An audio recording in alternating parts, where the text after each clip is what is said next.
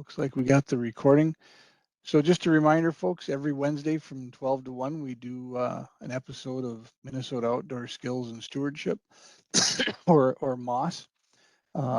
This week is the grouse hunt. Next week is preparing for archery success, fall turkeys, fall muskie fishing, and pheasant research and pheasant hunting are the next episodes coming out. So this is probably where I got my start in hunting, was rough grouse hunting, just walking down a trail, my dad and I. And I look forward to the change of the leaves because that was the time to get out there.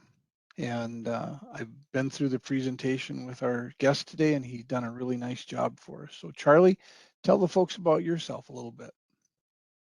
Okay, thanks, Craig. So we're gonna just talk a little bit about grouse hunting basics today, and like Craig, I too got my start as a hunter with rough grouse hunting. So I didn't hunt as a child. I didn't start hunting until I was about 20 years old, and now I hunt all kinds of things. But my favorite tends to be upland birds. So uh, I like to be active when I hunt. I like the walking around aspect, and I also like the ability to use my dogs when I'm hunting. I think it's pretty neat to be hunting one wildlife species and also be assisted by your dogs. So that's me right there, and those are my two hunting dogs, Steve and Roy, and we'll talk a little bit about dogs later, but they're both mutts, so they're not your typical designer hunting dogs, but they do both point and retrieve, and they do a pretty good job. So professionally, I work for the DNR section of wildlife up here in Lake of the Woods County, and like all or some of you, looking forward to uh, the grouse opener this weekend. So here we go. I thought we'd just do a little background on some of the different grouse species that we have in Minnesota. We actually have 4 species of grouse in Minnesota, and you see 3 of them here. And we can divide those species into 2 groups, the prairie grouse and the forest grouse. So the first prairie grouse is the sharp-tailed grouse. And that species is pretty abundant throughout northwest Minnesota. And then there are some smaller populations down near the Aiken area. And that species favors brushland habitats. So you might see them on the edge of a forest somewhere, but mostly they're in more openland habitats. The second species of prairie grouse that we have in Minnesota is the prairie chicken. And this is probably our least abundant grouse species. They're kind of hanging on in a few spots in west central Minnesota where there are still a few pockets of remnant and restored prairie. And this species has an affinity for shortgrass prairie, and they do well where there's remnant and restored prairie, but also some grazing agriculture. So it makes sense that historically this species may have done well where bison had grazed the grass down short, and the species may be declining a little bit as we see more conversion of grazing agriculture to row crop agriculture. But moving into our forest grouse species, on the upper right there, you have the spruce grouse. So as their name implies, you can find a spruce grouse in conifer forests. So you can find them in a stand of spruce, balsam fir, pine, really anything. To me, what seems to matter more than the specific species of conifers is that there is dense conifer coverage. So you probably wouldn't find them in an open pine stand. You would find them in a thick pine stand where it's thick and hard to walk through. And I think that distribution map there for spruce grouse might be a little bit generous. You're definitely going to find more spruce grouse as you get closer to the Canadian border. So if we were to think about these three species here and which ones you might run into while ruffed grouse hunting, you could run into a sharp-tailed grouse if you were hunting, say, an aspen stand on the edge of a brushland. And you could easily run into a spruce grouse if you were hunting an aspen stand or something and found yourself in an area with some conifers. But it's pretty unlikely that you would run into a prairie chicken because there's just not as much overlap there with ruffed grouse. So moving on to the star of the show, we're mostly going to talk about ruffed grouse here for the rest of the day. And all the grouse species in Minnesota are about the same size. Ruffed grouse might be actually on the smaller size compared to the other species, but they are definitely our most abundant grouse species in Minnesota. So you can find this species all the way up in the northwest corner of the state on the Manitoba border, and you can find them all the way down in the southeast corner of the state on the Iowa-Wisconsin border. So they're definitely our most abundant grouse species, and they're are definitely our most popular species with hunters. So if you hear someone say that, you know, they're going grouse hunting and they don't elaborate on what they're doing, they're surely going ruffed grouse hunting. So I said that the species ranges all the way down to the Iowa border, and they definitely do. But the vast majority of the ruffed grouse in Minnesota are probably in the northern half of the state. And that's where the vast majority of hunters will target them, is probably in forested habitats, maybe starting at a line at about Hinckley or Mille Lacs, and then moving forward from there. So that's pretty much the prime range for ruffed grouse in Minnesota. So a little bit about the life history of this species. Ruffed grouse are pretty famous for the breeding display that the males put on every spring. And so what the males do is they find an old, usually partially rotted log. That's a pretty good picture of one in the upper right there, you can see with the moss on it. And the males will find a couple different logs like that in their territory, and they do a drumming display. So that one is doing that drumming display right there where they beat their wings against the air and make a noise that they use to defend their territory and attract females. And this is a really common noise. If you know what it sounds like, you can hear it in the spring throughout the grouse range in Minnesota if you're walking around in the woods. Probably the best time to hear it would be anytime during the month of May. And it's a pretty common target for photographers, for people who are interested in nature photography, to try and get a picture of ruffed grouse drumming. But it's a lot easier to hear them doing it than it is to actually find one and see them doing it. So anyways, the female is gonna lay eggs in May, and they're gonna hatch in early June. And then the female is going to take that brood into an area of dense overhead cover. And grouse are typically associated with aspen forests. And although that is definitely true, I personally tend to think of them more as a generalist. And I think that they got some of this reputation because young aspen forests are really good cover for young grouse broods. And the reason for that is that after a timber harvest or a clear cut, you would have lots of small sapling trees growing up. And that creates really dense overhead cover. And that's good for the young grouse because they have cover from aerial predators while they are foraging. So that's where the female is going to take the brood. Even better would be like a mature forest that also has a dense shrub layer underneath, because then there's two layers of cover from aerial predators.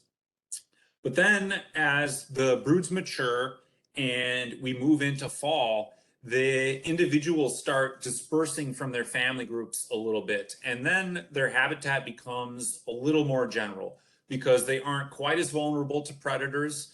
And they're also trying to perhaps establish their own territories. Sometimes in the fall, you can even hear a couple juvenile males sort of practicing their drumming, even though it's not the breeding season. And that's a good sign that those birds are starting to disperse. Then in the winter, we probably see the birds transition a little bit more to using stands of conifer. So aspen are still going to be important to the birds because they eat those catkins in the winter as a major food item for ruffed grouse on aspen trees, but they're going to use the conifer cover for thermal cover because it's windy and it's cold, and they can get better cover from the wind and the cold from a spruce tree than they can from an aspen where the leaves have fallen off. So another thing that ruffed grouse are pretty famous for is because their population tends to cycle up and down in 10-year intervals. And so I've pasted some data on the lower right there of just a couple drumming routes that we run in this area going back a few decades. And so you can see that you don't even have to put very much data together to start to identify that pattern and see that the population is indeed cycling up and down at just about 10-year intervals. And wildlife biologists have been trying to figure out why ruffed grouse populations do this for a long time. It's a phenomenon that's documented all the way across the continent, anywhere that ruffed grouse exist. And many statistical models have been applied to all different kinds of variables that we can think of. And so far, the variable that seems to track the best with grouse populations is snow cover, the amount of snow cover. And that does make sense because ruffed grouse will snow roost in the winter. So another way that they can stay warm when it's bitterly cold, if there is a lot of fluffy snow on the ground, they can pile into the snow in the evening and they'll stay there all night. And the snow helps insulate them from the cold. And so it makes sense that ruffed grouse would benefit when there's lots of snow. But snow obviously doesn't cycle at 10-year intervals. So that's probably not telling us the whole story. And people have postulated many other reasons why the population may go up and down if there's a predator-prey cycle like's been documented in other species, or there's an anti-herbivory compound, coniferal benzoate, that can reduce ruffed grouse digestive efficiency. So the theory there would be that if aspen trees are able to sense a lot of predation on their catkins from a high ruffed grouse population, then the next year they would invest more energy into this anti-herbivory compound in their tissues, thus causing a decline in grouse populations. But anyways, that's all speculation to a certain degree, and I digress a little bit. So we're here to talk about ruffed grouse hunting. And like I said, I got started hunting ruffed grouse. And I think this is ruffed grouse hunting is a great way to get started because it's really simple and you don't need any specialized equipment. So all you need is a small game license, a shotgun, and some blaze orange, and you're ready to go. That's it. So you pick up your small game license at the bait shop or online, and you find a shotgun, purchase one or find one you can borrow. And it doesn't have to be a fancy shotgun. Any old shotgun will work. So 12, 16, 20, 28 gauge, all those will work for rough grouse. Most people out there are probably going to be using either a 12 gauge or a 20 gauge. But that might just be because those are probably the most popular shotgun gauges to begin with. I personally like to use a 20 gauge just because it's a little bit smaller gun, it weighs a little bit less, and it's easier to crash through the brush with a 20 gauge than a 12 gauge. But I've used a 12 gauge many, many times, and probably most people are using 12 gauges, so obviously that will work just fine too. So if people are familiar with waterfowl hunting regulations, you might know that when you're hunting waterfowl, you're required to use steel shot or BBs that are not made of lead. And the reason there is to prevent that lead material from getting into our wetlands and being ingested by waterfowl and other wildlife. But unless you're hunting on a national wildlife refuge or some other extenuating circumstance, that restriction does not apply to rough grouse hunting. So just like any old shotgun will work, any kind of shot you can use for rough grouse hunting. So you can use lead or you can use steel. I tend to use steel. I just prefer to do that to keep that contaminant out of the environment. But I also use lead sometimes, and probably most people also are using lead. There is an advantage to lead in that if you do shoot a bird and you don't get quite all the BBs out of the meat and you end up biting down on one, it might be counterintuitive because we all know that you probably don't want to be eating lead, but lead is very soft compared to steel. So actually, if you're going to bite down on something with your teeth, you'd rather be biting down on lead because steel is more likely to hurt or chip your tooth. I know from experience last year. And then for shot size, 6 or 8 shot size is best and probably most common. And those are really common shot sizes just for target shooting or a variety of other uses. So they're usually pretty easy to find at the bait shop as well. And then once you get that stuff taken care of, all you need is a blaze orange hat and a vest. Actually, it doesn't have to be a vest, but you want to be wearing a blaze orange hat and then a blaze orange shirt or vest or something of that nature above your waist. But really it's personal preference. But a lot of people go with the vests because even if you pick up a cheap one at the gas station or something like that, it's probably going to have a game pouch in the back. And that's nice because then if you do get a bird, then you've got a place to carry it around with you.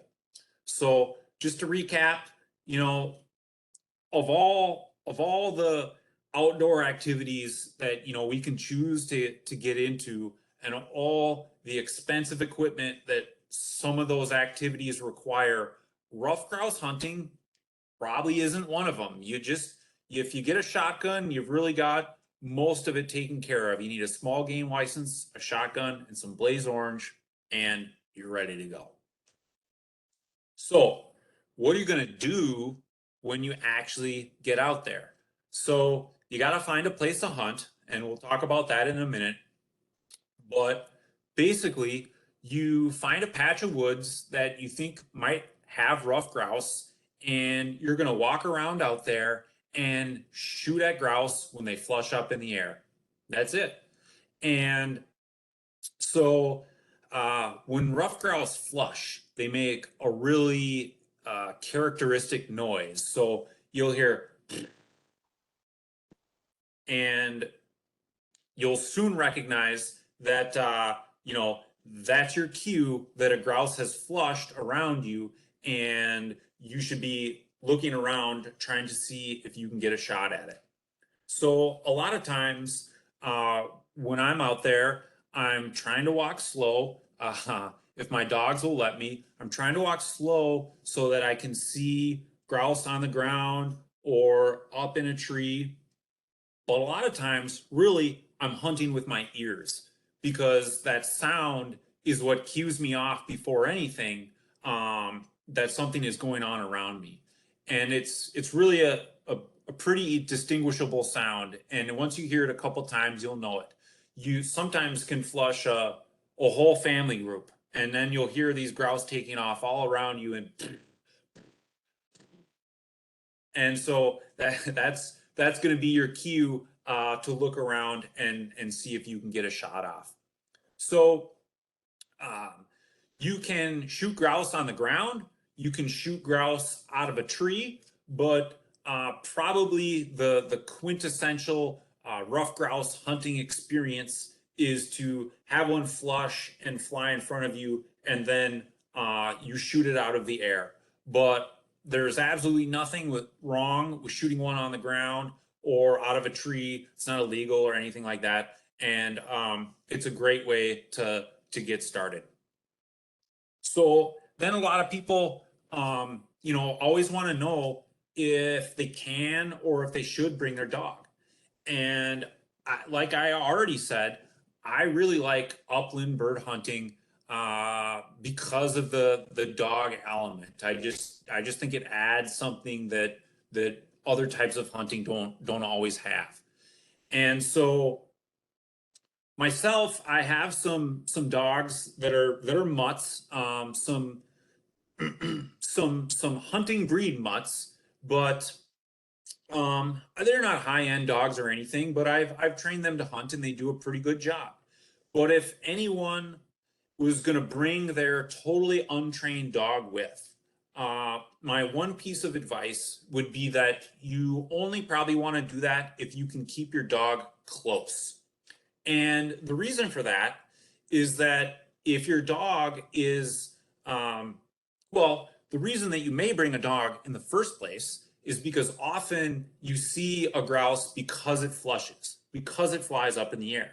So if you bring a dog with and you have your dog running all through the woods, your dog is going to cover more ground than you would alone and likely flush more grouse. And so you will potentially have more opportunity if you bring your dog along. But if your dog is running 100 yards in front of you on the trail and you don't really have good control of it, and it's way out in front of you flushing grouse that are 100 yards away, then that's actually counterproductive because your dog is way out in front, flushing grouse that are way too far away for you to get a shot at. And I mean, this is probably the most common problem that everyone has. I have this with my dogs. People who have extremely expensive, highly trained dogs often have this problem. So, no dogs are probably going to be perfect.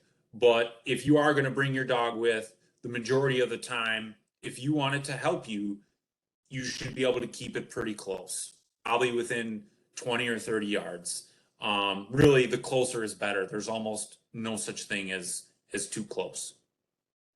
The other thing that a dog could help you with is, if you're in a thick forest situation and you do shoot a bird, then, sometimes it can be hard to find that bird on the ground. So if you knock one down, just make sure, try to it's hard when you're excited, but get a good sight on right where you think it fell down before you start walking that direction. But your dog, even if it's not a trained retriever, it might be able to help you find that bird, even if it's not going to bring it back to you.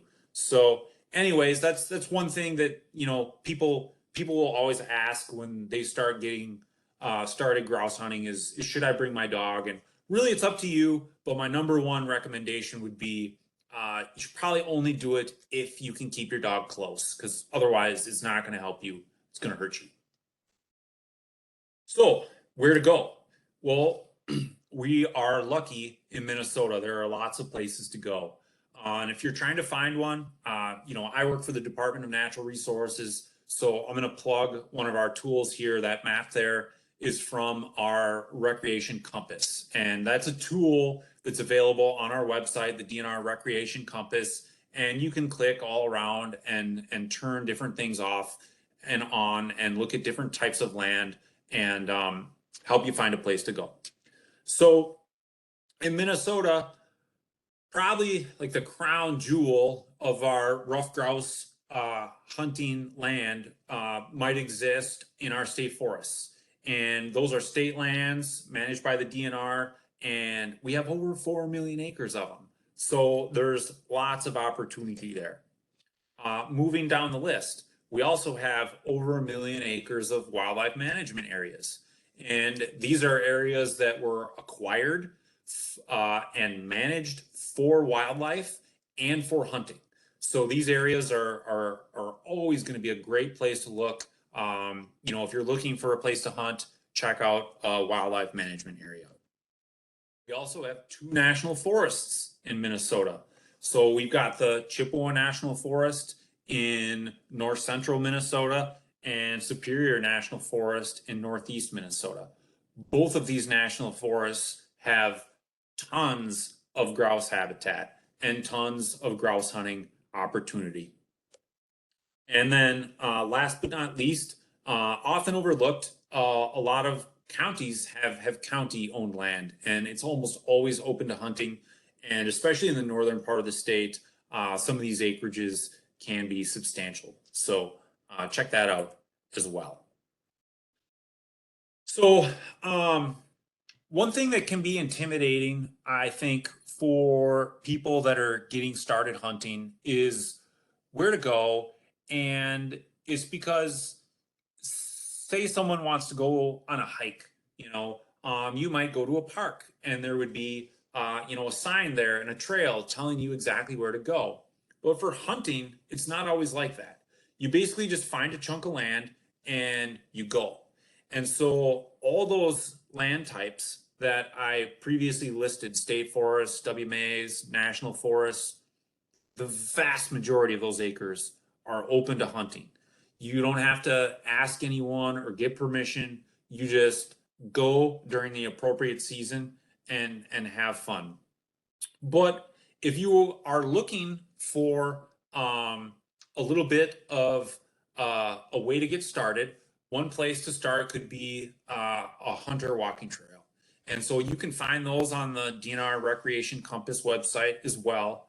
And I've just snapped a picture of part of my work area here in Lake of the Woods County, and you can see in orange all those hunter walking trails.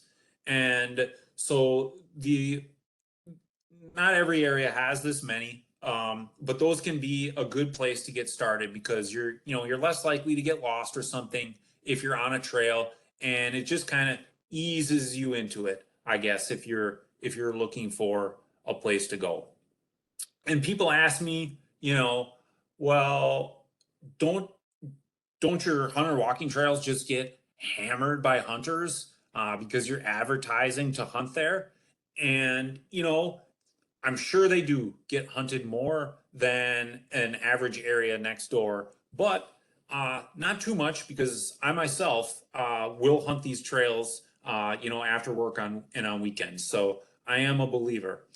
And let's see, moving right along, we've got all kinds of tools, to help us find hunting areas now, online, whatnot. But still, my favorite is probably the paper atlas. So that's a picture of the Minnesota Atlas that I keep in my vehicle at all times, and that helps you know where you're going. It helps you know whose land you might be getting on. And then once you get out in the woods, ruffed grouse can be in some thick woods. So it's a good idea to have a compass. I keep just a little cheap gas station compass clipped into the inside pocket of my vest. I almost never need it, but when you need it, you need it. And then more and more people, including myself, are using their phones for navigation. So that works well. I use the Avenza app constantly. Just downloaded the National Forest Service app a couple weeks ago. That looks like a good one, but I really haven't had a chance to use it yet. So lots of options there. So when you are, identifying, you found a piece of public land that you might want to target, or, you're going to go out behind your cabin or something like that, what specifically should you be looking for? What kind of habitat are ruffed grouse in? Well, like I said before, classic ruffed grouse habitat is aspen. So that picture on the left there, that is just quintessential, ruffed grouse hunting ground. You've got the aspen on both sides of the trail, and then you've got that shrub layer underneath that I was talking about earlier that's good for chick survival. And that actually is an area that I hunt pretty commonly after work with my dogs. And that's just a logging trail in the state forest. So it's an old logging trail. I found a nice place to walk through those aspen stands, and that works well for me. But like I said, ruffed grouse are also a generalist species. So you definitely don't want to discount stands with conifers, stands of birch, and mixed species. So really, I think that probably what ruffed grouse are is an edge species. And what that means is they're going to focus on any area that's different from the surrounding area. So ruffed grouse have pretty small home ranges, even though they're a bird, right? So birds fly around, most of them have large home ranges. But relative to other birds, ruffed grouse have small home ranges, usually about 40 acres. So that means within a 40-acre patch, a ruffed grouse is looking to find all the resources that it needs for its entire life for the whole year. And that means that sort of heterogeneity is good. So if you are in a patch of pure aspen, and then you see a patch of conifers that's different from the rest, you'd want to head over there and check that out. Vice versa, if you're hunting conifers and then there's a clump of aspen, you want to check that out because the ruffed grouse will likely be on the edge. Another classic example of where to target ruffed grouse is on the edge of a timber harvest. So an edge could be like two different age forests. So if you had a clear cut several years ago on one side of a trail, and you have young forest on that side, and then you have old forest on the other side, walking that edge is just a quintessential classic place to target ruffed grouse. But really, I think the secret is to get out there and try it, and you'll figure it out. But don't limit yourself too much. Really, what you're looking for is forest somewhere in northern Minnesota. That's what you need. So, when to go? The season obviously opens this weekend, so I'll be out there, pretty excited about it. And then it runs all the way through the weekend of New Year's weekend. So the season is really long. There's a lot of opportunity out there. October, November, December, over 3 months to get after it. And a lot of people, myself included, are going to be giving it a try this weekend. The best times to go are probably in September and October. And as far as being a productive and successful grouse hunter, sometimes the best times are in October. And that's because the leaves start to fall down then. So what's likely going to happen this weekend to myself and lots of other people is that we're going to be out there and we're going to be flushing grouse. You're gonna hear them and turn to see if you can get a shot. Well, you got green leaves all in front of your face, and you can't see anything, and you can't get a shot off. So sometimes it helps to wait until October till some of those leaves fall down. But a lot of us, we can't wait. We'll be out there in the meantime, anyways. And the season runs all the way through the end of December. So, you know, a lot of people, deer season is usually the first half of November, basically, and most hunters pretty much hang it up after deer season. But I always try to get a couple grouse hunts in the snow. So if you're looking for, you know, an excuse to get outside in the winter and get some recreation in when most people have already, you know, hung it up and they're watching football or whatever for the rest of winter, a great excuse. Rough grouse hunting is a great excuse to get out in early winter. And you can be tough in winter, but you can also have some really good hunts. So typically, once the snow falls, rough grouse can be sometimes a little harder to find because they have less reason to be on the ground because some of their food is covered in snow. And so they'll be up in the shrubs or the trees, and then they may not always be as likely to flush when you walk by. But you can still find them, and sometimes the hunting can be really good in early winter, especially if you can find if it's just snowed a couple inches and you can find clumps of conifers that don't have snow under them, the grouse will congregate where there's no snow because that's the last place available that they can find food on the forest floor. And that can be a really productive time to hunt. So take your pick, early to late, a lot of opportunity to get out there. So what to do if you are successful? Well, I don't have a grouse today. I'm not prepared to show you how to clean a grouse. But just like grouse hunting in general, it's pretty easy and it does not require any specialized tools. So there are lots of YouTube videos out there that will show you how to clean a grouse. I just pasted the link for one of them there at the bottom of the screen, but there are many. And once you figure it out, honestly, it takes about 10 seconds. It's not hard. So you can see those rough grouse breasts there on that plate. A couple of them have some BB shot in them, you know, and that happens. But typically the meat that you're looking to save is the breast meat. So grouse actually are in the chicken family, but they're not domesticated chickens. So they haven't been, you know, bred for hundreds of generations to have huge drumstick legs and giant meaty wings. They just don't have that. So it's mostly breast meat. You are basically going to discard the wings. They don't have any meat on them. And then most people discard the legs as well. I get laughed at a lot, but I always save my legs. I think they're really good. If they don't have, you know, if they're not beat up with BBs or from the dog grabbing them or something like that, I always try to save the legs. But for the most part, it's just you're just looking for the breast meat. And then lastly, you can clean them in the field. Then you don't have to bring that mess home.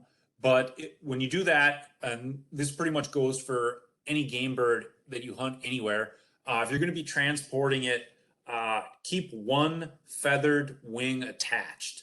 So you can take everything off, but keep one feathered wing attached, and that's just so that if you run into a game warden, they can more easily identify the species of bird that you have with you. So that's pretty much concludes what I had prepared today. I think we can probably do some questions, Kraig, but just remember, you know, it's not hard. Really, the biggest barrier is to just get out there a few times and give it a try. You'll figure it out after you go out a couple times, get your license, shotgun, blaze orange, find a place to go and get after it. And so I got started hunting rough grouse, and I'm really excited to help other people get started as well. So, you know, my contact information is up there, and if you have other questions after watching this, big or small, you know, give me a holler. You know, I'll do my best to help you out. So that's what we have today.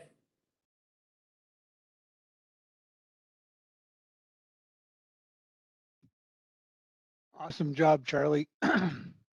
We've got a few questions coming in, so while folks are thinking of Okay.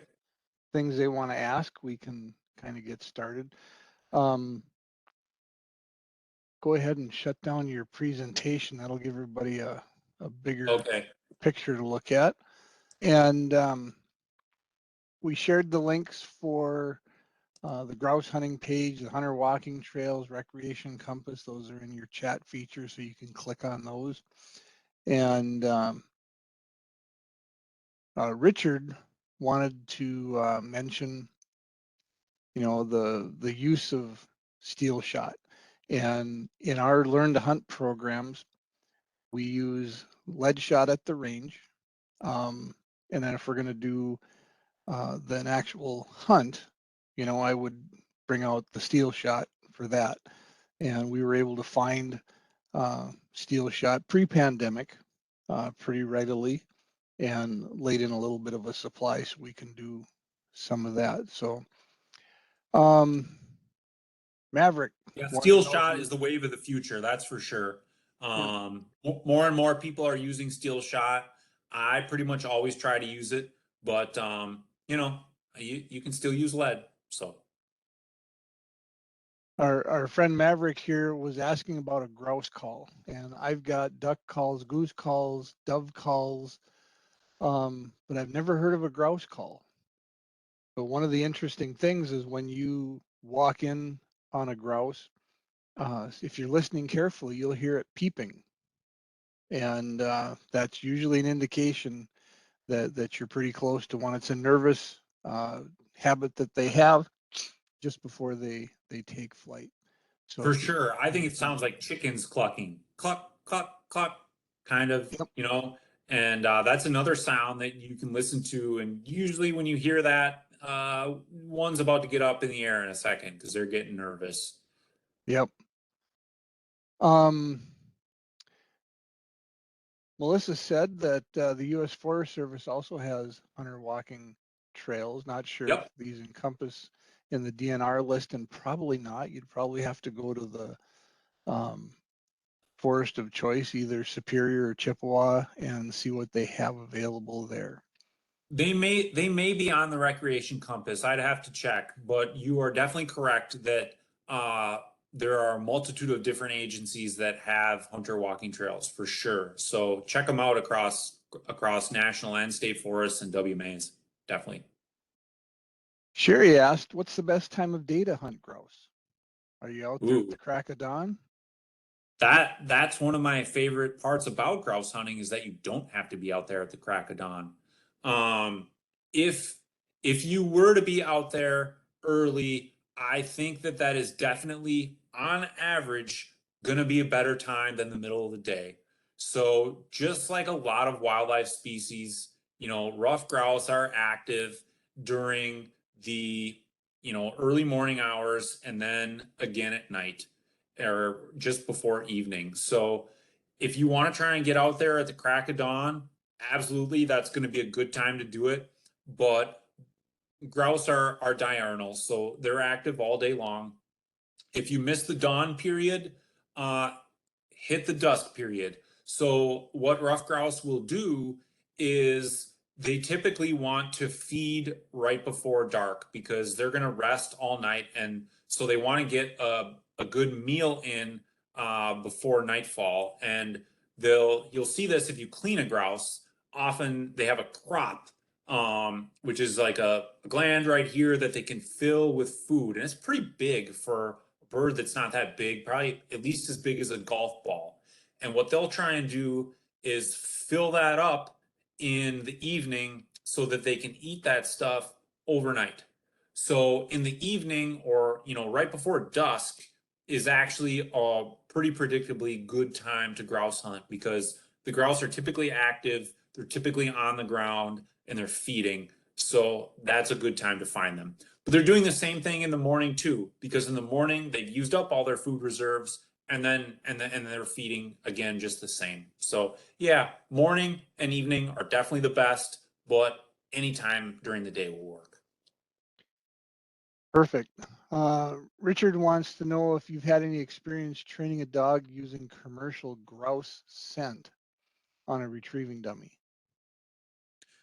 No, I have no experience with that at all. But I live in grouse country, and so my dogs, since they were puppies, kind of learned what grouse were. And actually, one of them, who's kind of a grouse maniac, the first interaction he had when he was a puppy, we were outside in the winter in deep snow, and uh, a uh, a snow roosted grouse exploded out of the snow right in front of him, and that was like basically his first experience with any type of wildlife as a puppy, and he's been enamored ever since.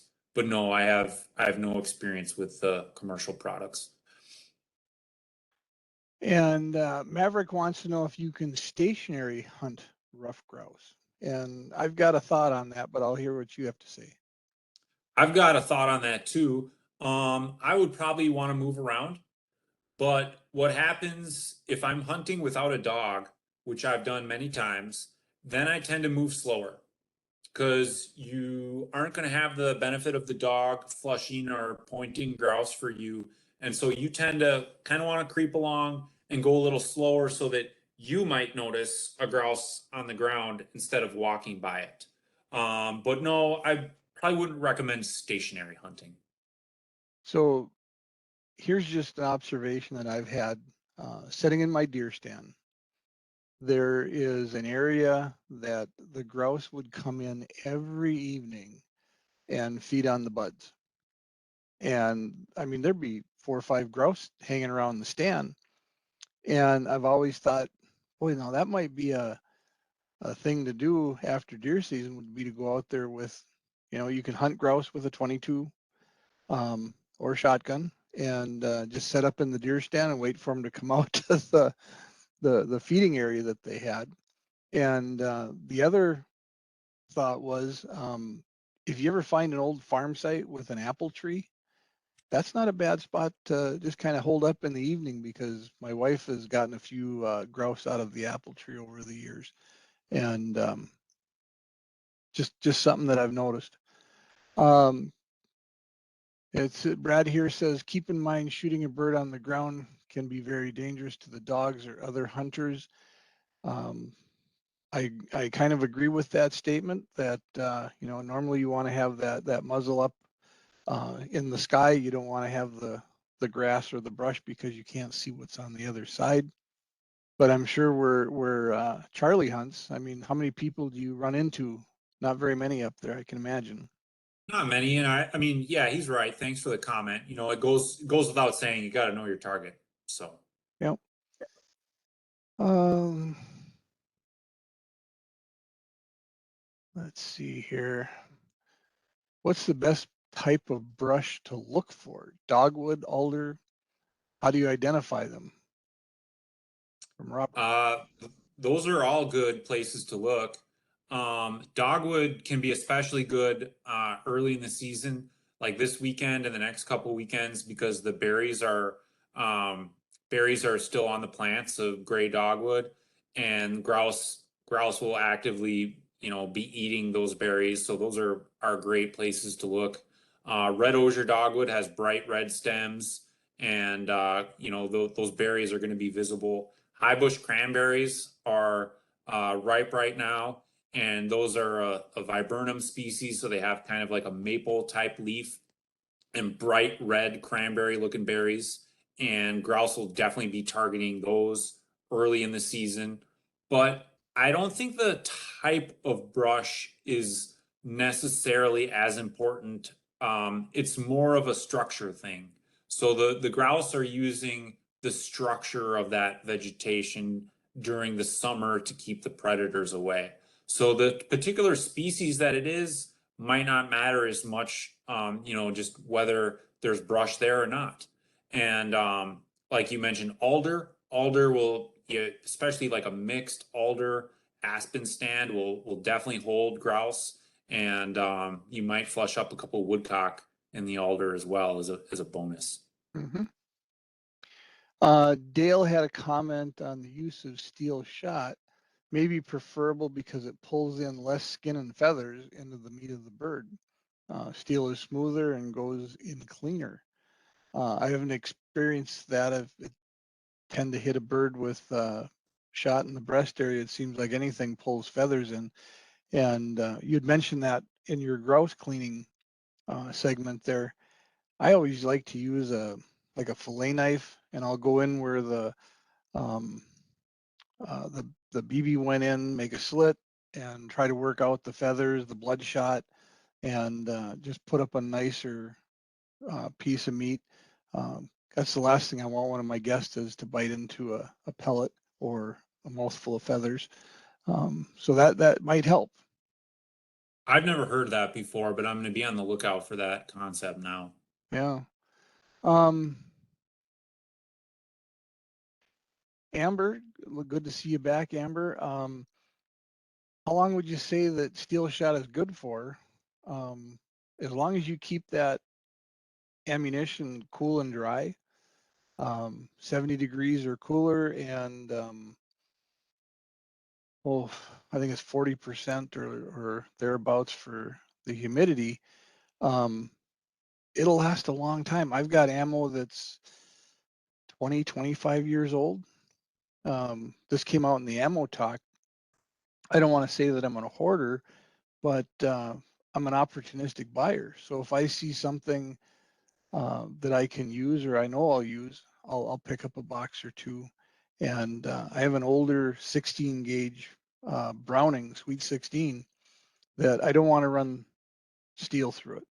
So if I could find bismuth or sometimes lead shot, um, I'll buy a box because you don't see it that often. And I've never had ammo go bad. I had a friend that had ammo go bad one time when he let the ammo set open in a rainstorm, closed the lid on the box, and the next year he took out a shell and they were bad.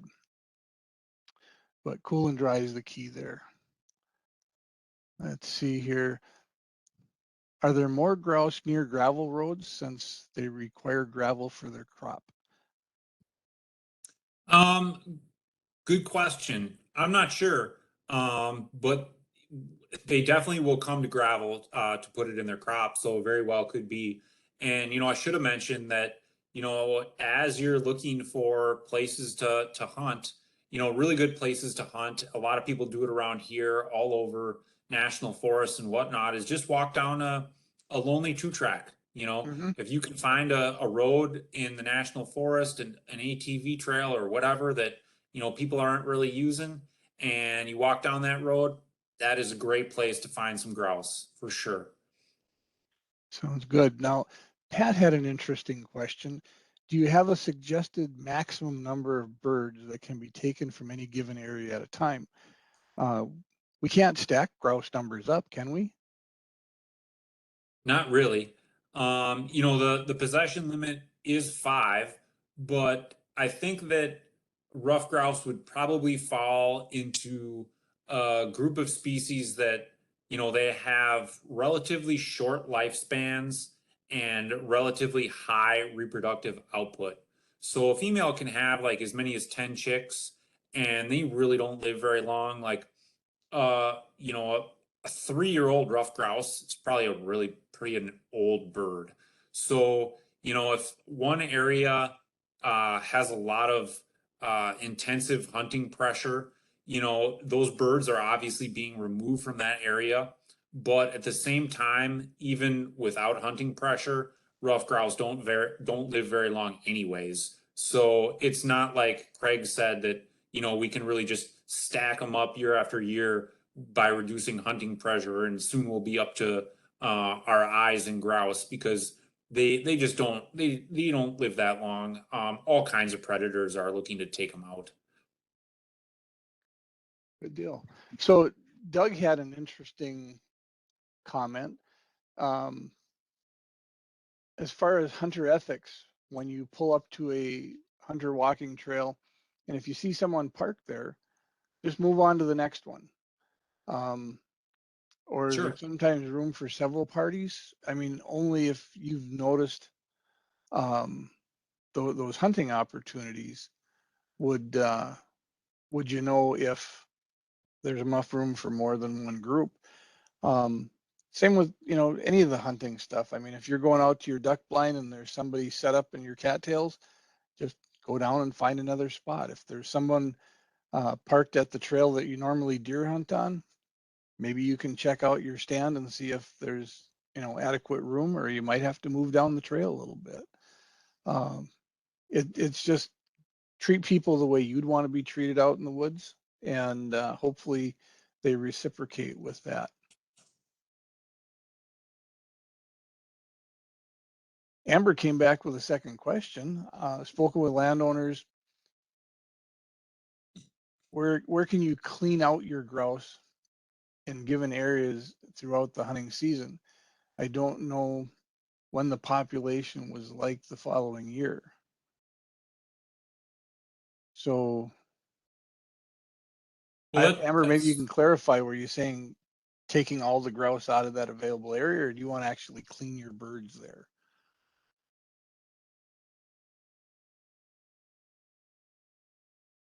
So, Kraig, while we wait for Amber to respond there, I had a couple questions in the chat. Okay. We could. Thomas was wondering about a lot of discussion about walking trails and walking for grouse. He's observed many people driving slowly on ATVs for grouse. Is that legal in Minnesota? Tons of people do that. Yep. It's legal, but you got to get off the ATV before you shoot. And that's not the way I hunt. But lots of people do that for sure. You will see that when you're out hunting. And sometimes those people do pretty well because they're able to cover a lot of ground during the day. And other times they hardly see a thing on the roads, and people who are walking and crashing the brush a little bit see all kinds of birds. So it's up to you, I suppose. Great. Wayne was wondering, are males and females similarly colored? How do you tell the difference? Yeah, they're similarly colored.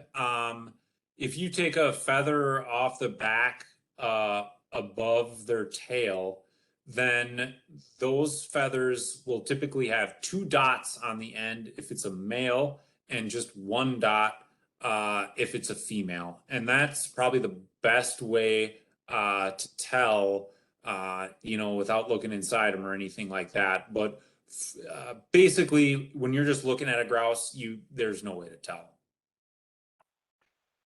And Thomas had one last question. He said once you had an excellent day hunting during a rainy day, how does weather affect grouse activity and strategies for hunting? I like that question. So the more and more I think about it, the grouse are usually doing exactly what I want to do. If you are comfortable outside because it's warm and sunny, the grouse are comfortable outside because it's warm and sunny. So I've hunted in the rain, but I don't do that anymore. You want to be hunting when grouse are going to be active, and grouse are going to be active when they're comfortable, which is when you're comfortable. So as that relates to rain, for me, the one of the absolute best times to hunt is if it's been rainy for a couple days or even just part of a single day. And then, all of a sudden the sun just kind of comes out and it feels like it's going to be a nice day again. All those grouse that have been sitting under a balsam fir tree for 2 days or 8 hours or whatever, trying to stay dry, all of a sudden, they're all going to be on the ground trying to get something to eat after the sun comes out. That's a fantastic time to hunt. And I think it also relates to that question that someone had earlier about time of day. So I've noticed that, early morning is going to be all the grouse are going to be feeding early morning. So that means they get something to eat and they fill up their crop. Well, what do you do after you eat a big meal? You go lay down and you don't move. So that means that really early morning is a great time to hunt. Mid morning is not as great a time to hunt because those grouse are relaxing because they have a full crop and they ate a lot. Then the middle of the day, it picks up again as they eat again. And then mid-afternoon, again, there's a little bit of a lull before it picks up again, before dark. And so, I mean, I don't want to anthropomorphize them, but they are kind of acting like we do. And you can throw rain into that. So, you know, if it's been raining all day up until 3 p.m., from 3 to sunset, it's going to be good hunting. Did you get all the ones in the chat, Benji? The last one, I know we're running out of time, but Wayne had a question about favorite grouse recipes. So I don't know if you have a favorite one real quick or a book to reference on that, but I don't honestly. I like to pan fry them. You can bake them. It's really good white tender meat. You can make almost anything you want out of them. Sometimes I like to just make a batter out of your favorite seasonings. You know, shake it up in there and pan fry it in butter. I mean, sounds simple, but man, it's tough to beat. I take that one step further. I'll make some milk gravy out of the drippings in the pan, pour that over the grouse in the crock pot, and just let them slow cook till dinner time. And they're just super tender, very flavorful. It's a really good experience. Can we go just a touch longer, Benji, and try and get these last few questions? yeah, if you got any more, yeah, lots of thank yous in there. So we on trails marked no motorized vehicles, can e-bikes be used? If it's got an electric motor, it's considered a motorized vehicle, so no. Any experience with buckthorn up there, Charlie? Does it impact Very grouse? little, but we have some patches, and you know, it's birds eat those berries and carry them around. It's going to be a battle, but no, we don't have very much this far north yet, thankfully. Okay. And getting back to Amber's question, that the landowners felt that the hunters took too many birds out of that area, and she doesn't know what cycle the grouse were in at that time. But you know, if it's good grouse habitat, the grouse are going to come back to it. And it could be that the stand was marginal, it was aging out. You know, and some of the hunters got some birds there, but they also got moved on because the habitat wasn't there. So I think that's all the questions. I want to thank everybody for tuning in today. We had the schedule up there for next week, so archery, getting ready for archery success. I know that starts this weekend. This is just one of my favorite times of year. I mean, everything that you could imagine that you want to do outside starts this next weekend. So get out grouse hunting. One of the things to think about for next year is get out and do some skeet shooting, because that's going to help get you swinging that shotgun and hitting targets, which is going to translate into hitting more birds later on. We all get a little bit rusty after a while if we don't get out there and practice a little. Charlie, thank you again so much. Awesome job. And Benji, I'll have you take us back to the green room and take the recording.